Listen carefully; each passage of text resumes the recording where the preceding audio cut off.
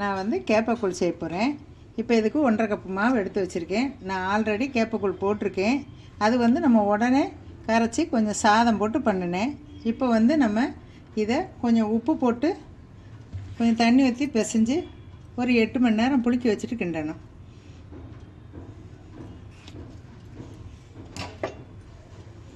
இப்போ கொஞ்சம் தண்ணி ஊற்றிக்கலாம். நல்லா கரைச்சி வச்சிடணும். இந்த அளவு கரைச்சி வச்சுக்கோங்க. இப்போ வந்து நீங்கள் காலையில் கூழ் கிண்டர்னா நைட்டு கலந்து வச்சிட்டிங்கன்னா ஒரு 8 மணி நேரம் இல்லை 10 மணி நேரம் புளிச்சிச்சின்னா நல்லாயிருக்கும். இப்போ நான் இதை 8 மணி நேரம் கழித்து கிண்ட போகிறேன். 8 மணி நேரம் ஆச்சு. நல்லா பொங்கி இருக்கு பாருங்கள். இது காலையில் கிண்டர்னா நைட்டு பிசைஞ்சு வச்சுருங்க, நல்லாயிருக்கும் கூழ். இப்போ ஒரு பாத்திரம் வச்சுக்கோங்க. 1 கப்பு தண்ணி ஊற்று. அடுப்பத்தை வச்சு இப்போ இது மாவு கட்டியாக இருக்குது. இந்த பாத்திரம் ஊற்ற கிண்ட முடியாது. அதனால் வேற ஒரு பாத்திரத்தில் கொஞ்சம் ட்ரான்ஸ்ஃபர் பண்ணிக்கலாம்.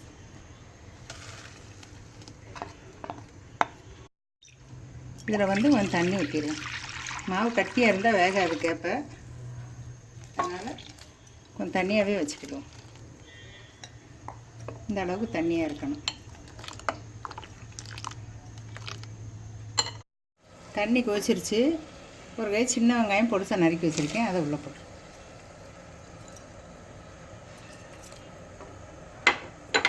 2 பச்சை மிளகாய் கீறி வச்சுருக்கேன். கொஞ்சம் கருவேப்பிலையை பொடிசாக கட் பண்ணி வச்சுருக்கேன்.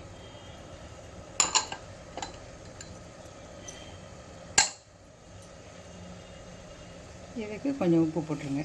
ஏன்னா நம்ம மாவுலேயும் உப்பு போட்டிருக்கோம். அதனால் இப்போ இந்த தண்ணி அளவுக்கு உப்பு போட்டால் போதும். ஏற்கனவே கூழ் போட்டிருக்கோம். சாதம் போட்டிருக்கேன். சாதம் போடாமல் கேட்டிருந்தாங்க.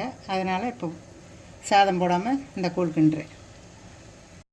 ஒரு 2 நிமிஷம் ஆச்சு.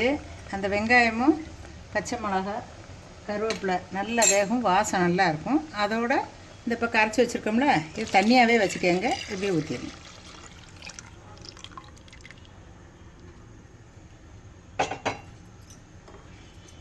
நான் இந்த மாதிரி ஒரு மத்து இருக்குது, கடையில் விற்கிது எல்லா கடையிலையும்.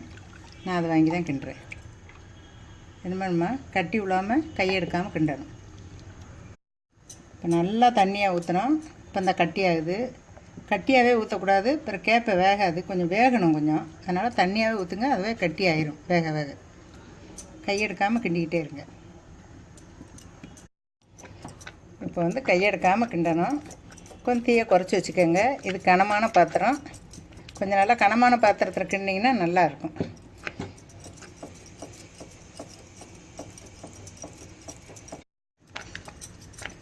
இப்போ கட்டி ஆகிட்டு இருக்கு. நல்லா அந்த கலர் மாறும். நல்லா வாசம் வருது. இப்போ பிடிச்சிடக்கூடாது, கையை எடுக்காமல் கிண்டணும். இப்போ வந்து கூழ் வந்து கட்டியாயிருச்சேன்னு கிண்டுறதை விட்டுறக்கூடாது. ஒரு 10 நிமிஷம் நல்லா கிண்டணும்.